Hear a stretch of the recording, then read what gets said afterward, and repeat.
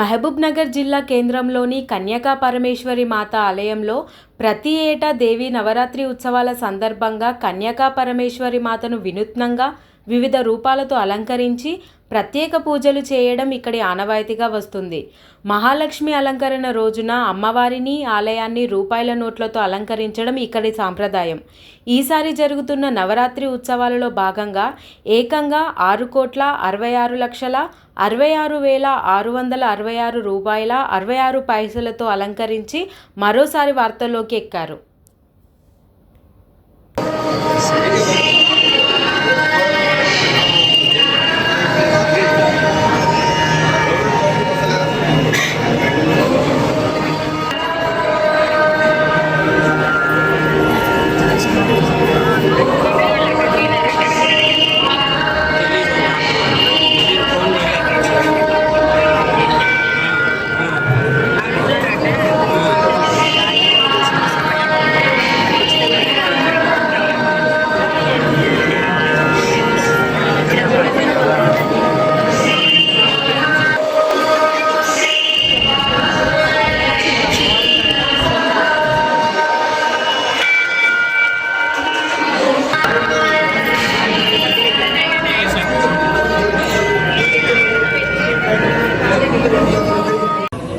ఓం శ్రీ మాత్రే నమః.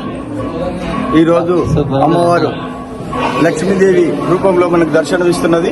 అలంకరణ నిమిత్తము 6,66,66,666 రూపాయల 66 పైసలతోటి మనము పట్టణ ఆరవేశ సంఘం ఆధ్వర్యంలో అలంకరించుకోవడం జరిగింది. కాబట్టి దీనికి భక్తులందరూ వచ్చి ఈరోజు అమ్మవారిని ధరించి మేమిచ్చే లక్ష్మీ కాయిన్ అందరూ ప్రసాదంగా స్వీకరించి తరించగలరని మనవి. ఈరోజు ఉదయం 9:30 గంటల నుంచి స్టార్ట్ అయ్యి రాత్రి 12 గంటల వరకు దేవాలయం ఓపెనింగే ఉంటుంది. కాబట్టి అందరూ కూడా వచ్చి ఈరోజు అమ్మవారిని దర్శించుకొని అమ్మవారి కృపకు పాత్ర కాగలని మనవి. జై వాసవి. చాలా అలంకరణ చాలా చక్కగా ఉంది. అమ్మవారి చోటు చక్కడానికి అసలు ఆ అమ్మవారిని చూస్తుంటే చాలా మంచిగా అనిపించింది. అసలు అమ్మవారితో కాయిన్స్తో దండ చేశారు, చాలా అద్భుతంగా ఉంది. ఆ నోట్ల కట్టలు కూడా చాలా బాగా చేశారు. అసలు చాలా బాగుంది, చూడండి, చాలా తరించండి, చాలా చక్కగా ఉంది. ఆనందం అసలు అది అనుభూతి పంచుకోలేము, చాలా బాగుంది.